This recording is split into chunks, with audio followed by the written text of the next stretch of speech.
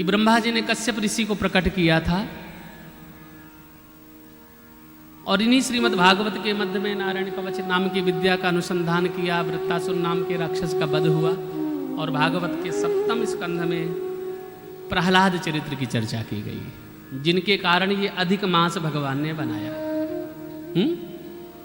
अधिक मास तो इसी कारण से बना। बोले कश्यप ऋषि की 2 पत्नी दिति और अदिति, दिति से दैत्य, अदिति से आदित्य सूर्य देवता लोग प्रकट हुए। तो दिति महारानी के गर्भ से 2 पुत्रों ने जन्म लिया था। एक का नाम था हिरण्याक्ष और दूसरे का नाम था हिरण्यकश्यप। हिरण्याक्ष का वध भगवान ने 12 रूप धारण करके किया था और हिरण्यकश्यप उसी दिन से भगवान नारायण से शत्रुता करने लग गया था। इसलिए आज भगवान इस हिरण्यकश्यप के उद्धार करने के लिए नरसिंह रूप धारण करते हैं। सज्जनों, हिरण्यकश्यप का एक क्षत्रराज, देवता लोग भी डरते हैं। पत्नी का नाम कयाधु है। 4 पुत्रों ने जन्म लिया। छोटे पुत्र का नाम पड़ा प्रहलाद। प्रहलाद ने जन्म लिया और हिरण्यकश्यप जंगल में पधारे तप करने के लिए। ब्रह्मा जी को प्रकट किया। ब्रह्मा जी महाराज सिंहासन छोड़ करके चेला को वरदान देने आए। हिरण्यकश्यप ने कहा, सरकार मैंने तप किया है, शरीर में दीमक लग गया, इतना भजन किया, मुझे वरदान दे दो। ब्रह्मा जी ने कहा, अरे चिलवा, वरदान मांगो। बोले ये वरदान दे दो कि मुझे कोई ना मार सके, मैं अमर हो जाऊं। भगवान बोले अमर तो हम भी नहीं हैं। ब्रह्मा जी बोले अमर तो हम भी नहीं हैं। युग युगांतर में, कल्पांतर में कितने ब्रह्मा बदल जाते हैं, कितने सूर्य चंद्रमा बदल जाते हैं, इसलिए अमर तो हम भी नहीं हैं। इसलिए हम अमर होने का वरदान नहीं दे सकते। महाराज मैंने तप किया है, तुम कोई फोकट में वरदान थोड़ा दे रहे। और देखिए, हमारे जीवन में यदि भगवान से मांगना आ जाए तो जीवन सफल हो जाए। बहुत लोग जीवन पर भजन करते हैं, जीवन पर्यंत भजन करते, लेकिन भगवान जब देने के लिए आते हैं ना, तो मांगते भी तो नहीं बनता। 2 परिवार थे, भगवान का भजन करते थे। मैया पार्वती भोले बाबा का भजन करते। भोले बाबा ने कहा कि आज चलो दोनों को वरदान दे देते हैं। मैया पार्वती को लेकर के गए। एक घर में 3 व्यक्ति थे, एक घर में एक बूढ़ी माँ थी।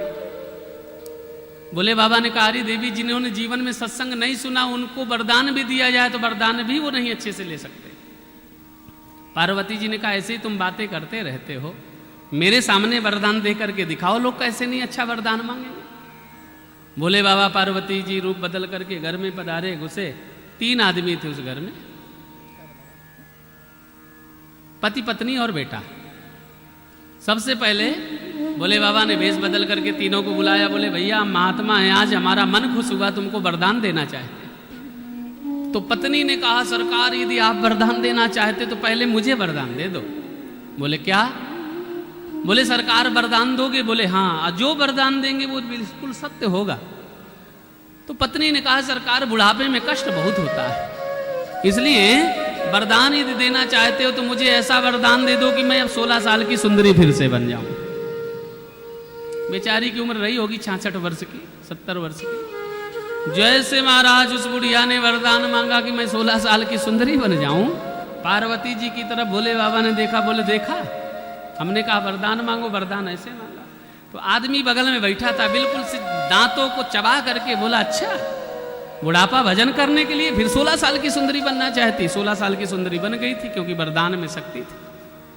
तो बोले भैया अब तुम वरदान मांगो। गुस्सा भरा पड़ा था, पत्नी की तरफ देख करके आंख दिखावे, तूने ये वरदान कैसे ले लिया?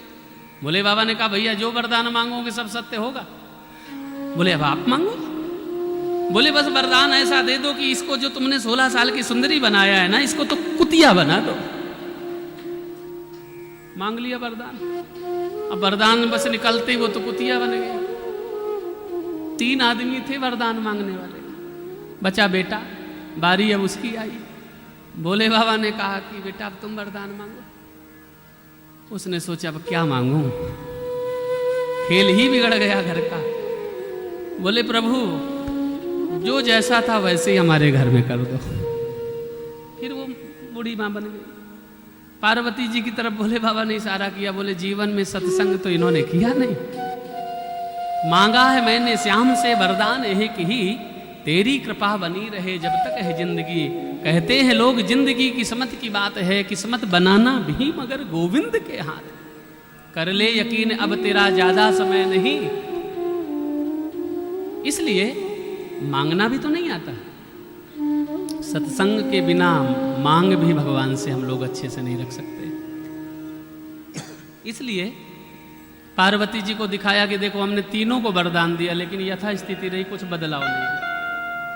सामने गए एक माँ रोज रामायण का पाठ करती थी, बूढ़ी थी, आंखों से अंधी थी, सुना करती थी रामायण की कथा, सत्संग सुनती थी।